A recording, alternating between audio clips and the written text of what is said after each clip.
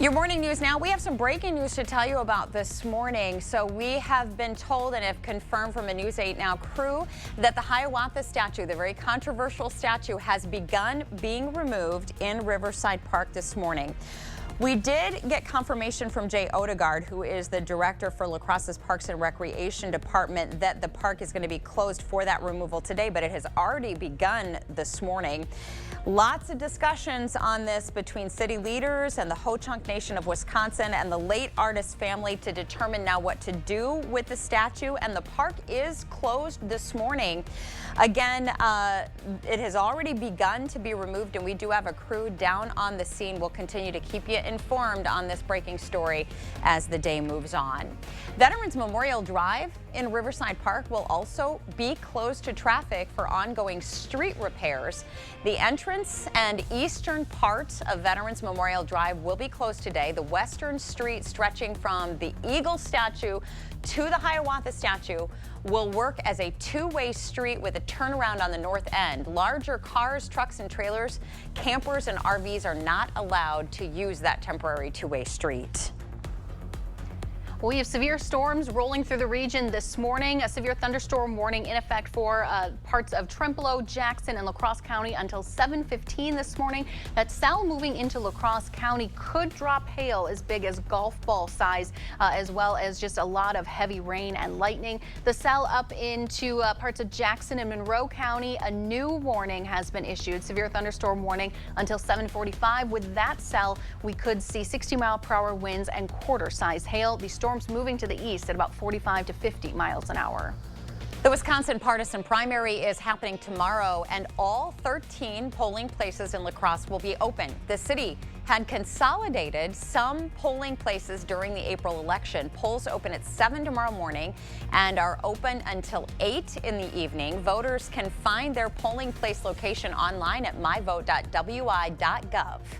Before casting your ballot in tomorrow's partisan primary, remember that face coverings while voting in person are recommended. In addition, voters who have not already mailed their absentee ballots back should make arrangements to drop them off by Election Day. You do need an acceptable photo ID to vote, and your ID does not need to show your current address.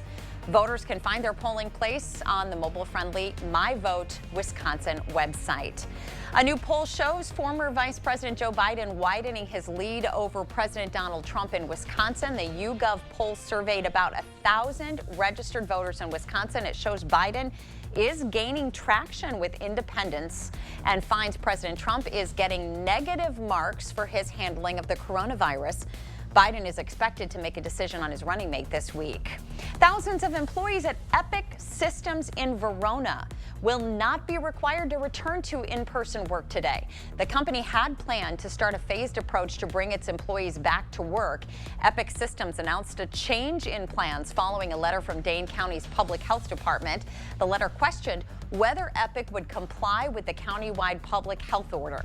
Anna Werner with CBS This Morning will be doing a live follow-up at 7:30 a.m. today. The public health emergency declared by Governor Evers will enable the Wisconsin Department of Health Services to once again provide additional food share benefits to eligible households. Now, food share is a program aimed at cutting costs of food and groceries for low-income households. The extra benefits for the month of July are available today, and the extra benefits for August will be available in 2 weeks.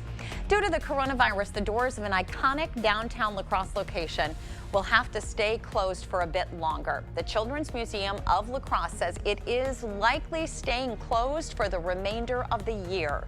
It has been closed since March 16th, which was initially meant to be temporary, but based on the recommendations of the La Crosse County Health Department, it will remain closed until further notice.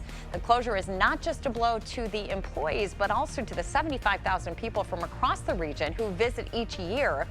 The Children's Museum says it is eager to welcome back kids and families when it is safer and financially possible. It does have fun resources for families on its Facebook page. One more time for you, a breaking story that we have been following this morning. The park down at Riverside Park is closed this morning because we have been told and have confirmed from our News 8 Now crew down at the park that the Hiawatha statue has begun being removed in the very early morning hours this morning. Now, if you've been following this story, that statue has been very controversial for years.